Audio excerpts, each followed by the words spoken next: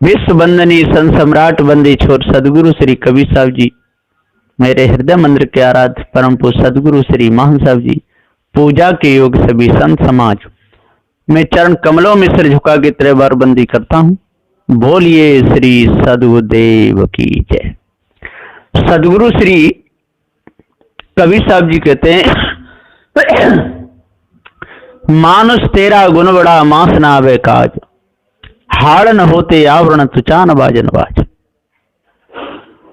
साहब कहते हैं मनुष्य तेरा गुण बड़ा है। पहले लोग नंगे पैर बहुत डोलते थे, पहनने के लिए पैरों में कुछ नहीं। फिर धीरे धीरे धीरे धीरे लकड़ी के खड़ामू चल गए, लकड़ी की चट्टी चली, फिर चप्पल जूता, आजकल तो 2-2, 3-3, 5-5, 10-10 हजार के बूट चले गए। ये सब मनुष्य का गुण है, मनुष्य ने यह आविष्कार किया। फिर उसके बाद में भोजन भी ऐसे ही करते रहते थे। फिर धीरे धीरे धीरे धीरे रोटी बनाना सीख गए।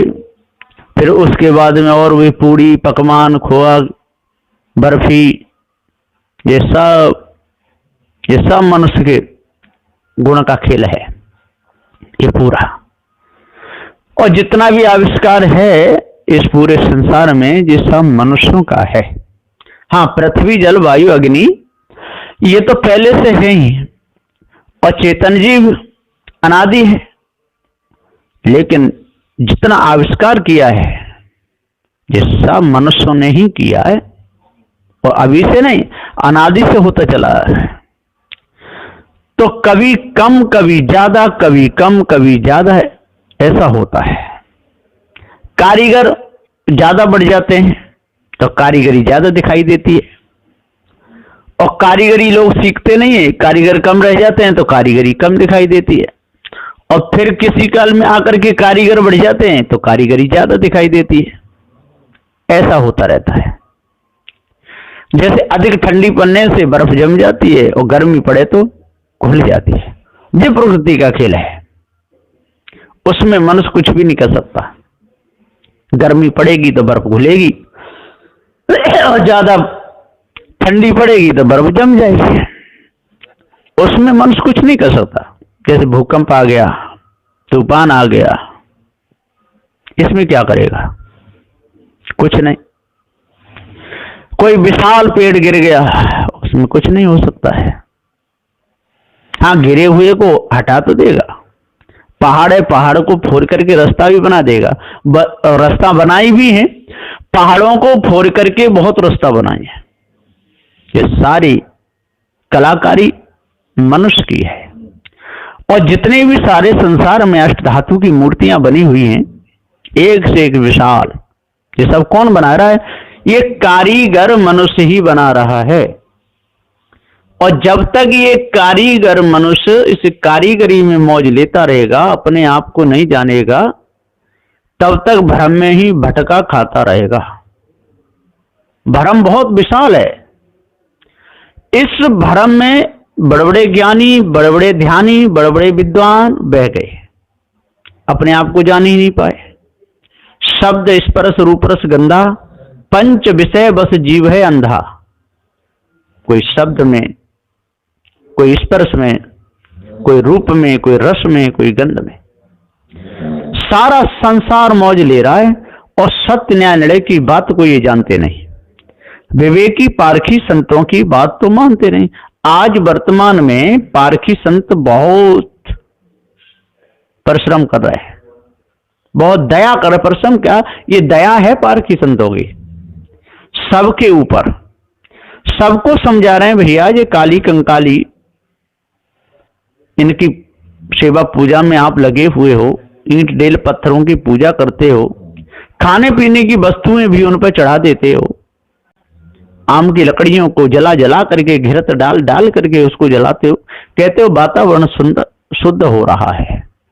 अरे उतनी देर के लिए तो हो जाएगा, फिर बाद बाकी समय, इसलिए ना वातावरण कभी गंदा हुआ था ना होगा। अरे वातावरण को तो गंदा आप करते हो। है ना, मांस वगैरह जलाते हो, अंडा मांस मछलियां खाते हो, शराब पीते हो, लड़ते झगड़ते हो, चोरी हिंसा विचार करते हो, माता बहनों को तकते हो, उनकी इज्जत खराब करते हो, अपनी इज्जत खराब कर लेते हो। तो वातावरण को तो स्वयं आप ही गंदा करते हो। साधुदेव जी कहते हैं कि अफसोस की बात है कि ये मनुष्य खानी में आकर के भी मनुष्य जग नहीं पाता, और मनुष्य खानी में आकर के ये जग जाए और इसको पता चल जाए कि जो भी मैं कर रहा हूं ये मेरी सत्ता से हो रहा है और मेरे ऊपर कोई दूसरा नहीं है, जो भी दुख आ रहा है ये मेरे ही कर्मों का है। जब ऐसा पता चलता है तब मनुष्य के हृदय के फाटक खुलते हैं और ये तन से खुलने वाले नहीं। साधुदेव कहते हैं, नर काहे को भूलो विषयों के चक्कर में, काम क्रोध में डूब गया तू, डोले रहो जंगल में। नर काहे को भूलो तू विषयन के चक्कर में, गंगा यमुना नहाने जाता, मलमल खूब नहाता। अरे भस्म रमाए डोले दुनिया में, लूट के चक्कर में। नर काय को भूलो रे तू विषयन के चक्कर में। क्यों भूला है? तू बहुत भूल गया है, अपने आप को जाना है। हाँ, चांद सूर्य की पूजा करता, डोले रहो बनखड़ में। चांद सूर्य की पूजा करता, डोले रहो बनखड़ में। चारों धामों में तू डोले, भरी वासना मन में रे। मन काय को भूलो रे तू विषयन के चक्कर में। नर काहे को भूलो बाबरे विषयन के चक्कर में। पर्वत पहाड़ों को तू पूजे, जरा विचारन लावे। अरे पशुओं की तू पूजा करके, मनुष्य को आगे दिखावे रे। नर काय को भूलो रे तू विषयन के चक्कर में। नर काहे को भूलो रे तू विषयन के चक्कर में। हाँ, दूसरे की तू हानि करता, अपना मान चाहता है। दूसरे का अपमान करके तू अपना मान चाहता है। इसीलिए तू बार बार जीवन में दुख पाता है रे। नर काय को भूलो रे तू विषयन के चक्कर में। नर काहे को भूलो रे तू विषयन के चक्कर में। हाँ, महान गुरु की बात मान ले, सब संकट कट जामे। महान गुरु की बात मान ले, सब संकट कट जामे। भूपेंद्र दास कहे सदगुरु चरणन में। भूपेंद्र दास कहे सदगुरु चरणन में, मिटे वासना अरे क्षण मेरे। नर काय को भूलो रे तू विषयन के चक्कर में। अरे नर काहे को भूलो रे तू विषयन के चक्कर में। साधुदेव जी कहते हैं, अरे भैया तू काहे को विषय वासना के चक्कर में भूला है।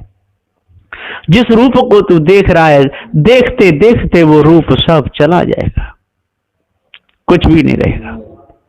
रूप का एकदम बच्चापन होता है, कितना अच्छा लगता है बच्चा, फिर जवानी आती है, वो गैस भरी रहती है, खूब चीकने गाल, खूब बड़ी बड़ी आंखें, हाथ पैर, इतना सुंदर लगता है बहुत।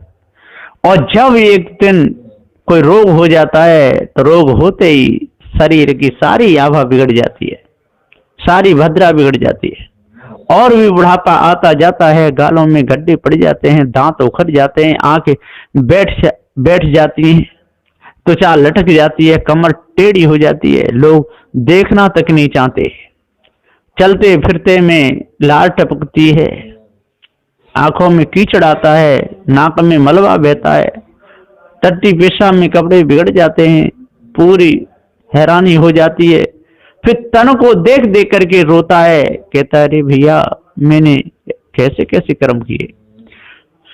पूर्व जन्म का भोग सामने आता है, उस समय कोई भी काम में नहीं आता। इसलिए सदगुरुदेव जी पुकार के समझाते हुए कहते हैं कि जो भी आप नकली पूजा में भूले हुए हो, इस धोखे में आप अपने समय को निकाल रहे हो, इस समय को मत निकालो। सदगुरुदेव सांच बराबर तप नहीं, इसलिए सत्य के बराबर दुनिया में कोई तप नहीं है, और झूठ बराबर पाप, और झूठ जो बोलता है उससे बड़ा पापी सारे संसार में कोई नहीं, चाहे वो नर हो या नारी हो, कोई भी हो, झूठ बराबर पाप। जाके हृदय सांचे ताके हृदय आप, कार्य बड़े कुल उपजे, जोरे बड़ी बुद्धि नाय, जैसा फूल उजार का मिथ्या लगे झर जाए। अरे बड़े कुल में तो आ गए, मनुष्य जन्म में तो आ गए, लेकिन बड़ी बुद्धि नहीं, बड़े विचार नहीं, है ना, खोटी करनी करते हैं, उल्टे कर्मों में फंसे रहते हैं, दूसरों को दुखाते सताते रहते हैं, तो कार्य बड़े कुल उपजे। अरे मनुष्य जन्म में आने से क्या मतलब निकला, कार्य बड़े कुल, जोरे बड़ी बुद्धि नाए, लेकिन आपकी तुच्छ बुद्धि है।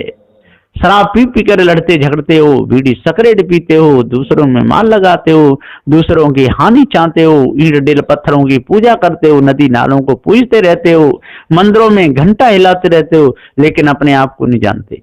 तो कार्य बड़े कुल उपजे, जोरे बड़ी बुद्धि नाए, और जैसे फूल उजार का मिथ्या लग झर जाए। आपका जीवन जैसे जाता है जैसे उजार का फूल।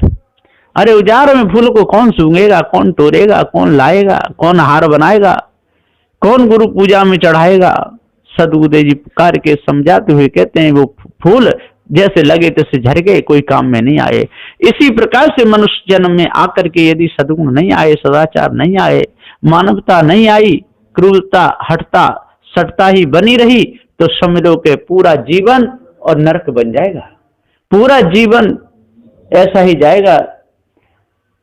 तो सदगुरुदेव जी पुकार के समझाते हुए कहते हैं कि भैया अष्ट महासदों को धारण करो, सत्य पर चलो, विचार से काम लो, शील का पालन करो, नम्रता कोमलता को धारण करो, दया दया जीवन में धारण करो, और धैर्य धारण करो, धैर्य से काम लो।